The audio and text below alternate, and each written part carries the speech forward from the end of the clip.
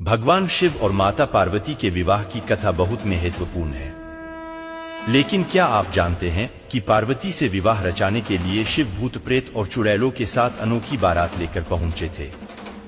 माता पार्वती ने भगवान शिव को पति के रूप में पाने के लिए कठोर तपस्या की थी, क्योंकि वह विवाह से पहले ही शिवजी को मन ही मन अपना पति मान चुकी थी। कहा जाता है कि महाशिवरात्रि के पावन दिन में शिव पार्वती का विवाह हुआ था।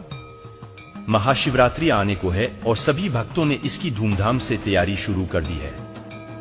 वैसे महाशिवरात्रि के बारे में कई मान्यताएं हैं। आज आपको बताते हैं भगवान शिव और माता पार्वती के विवाह की कहानी।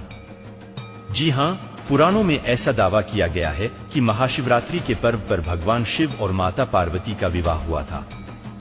तो चलिए आज आपको भी अवगत करवाते हैं इस खूबसूरत कथा से। माता पार्वती भगवान शिव से विवाह करने की इच्छुक थीं। सभी देवतागण भी इसी मत के थे कि पर्वत राजकन्या पार्वती का विवाह शिव से होना चाहिए। देवताओं ने कंदर्प को पार्वती की मदद करने के लिए भेजा, लेकिन शिव ने उन्हें अपनी तीसरी आंख से भस्म कर दिया। अब पार्वती ने तो ठान लिया था कि वो विवाह करेंगी तो सिर्फ भोलेनाथ से। शिव को अपना वर बनाने के लिए माता पार्वती ने बहुत कठोर तपस्या शुरू कर दी। उनकी तपस्या के चलते सभी जगह हाहाकार मच गया। बड़े बड़े पर्वतों की नींव डगमगाने लगी। ये देख भोले बाबा ने अपनी आंख खोली और पार्वती से आह्वान किया कि वो किसी समृद्ध राजकुमार से शादी करें। शिव ने इस बात पर भी जोर दिया कि एक तपस्वी के साथ रहना आसान नहीं है। लेकिन माता पार्वती तो अडिग थी। उन्होंने साफ कर दिया था कि वो विवाह सिर्फ भगवान शिव से ही करेंगी। अब पार्वती की ये जिद देख भोलेनाथ पिघल गए और उनसे विवाह करने के लिए राजी हो गए। शिव को लगा कि पार्वती उन्हीं की तरह हठी है, इसलिए ये जोड़ी अच्छी बनेगी। अब शादी की तैयारी जोरों पर शुरू हो गई। लेकिन समस्या ये थी कि भगवान शिव एक तपस्वी थे और उनके परिवार में कोई सदस्य नहीं था।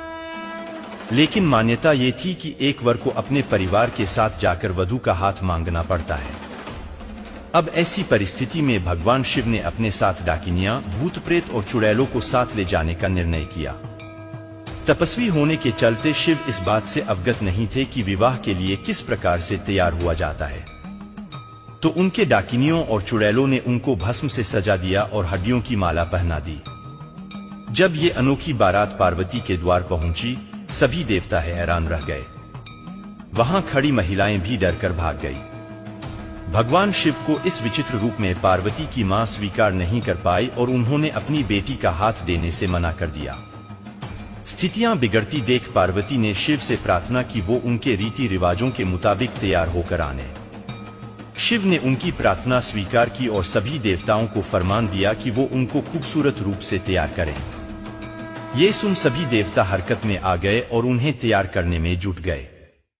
भगवान शिव को दैवीय जल से नहलाया गया और रेशम के फूलों से सजाया गया।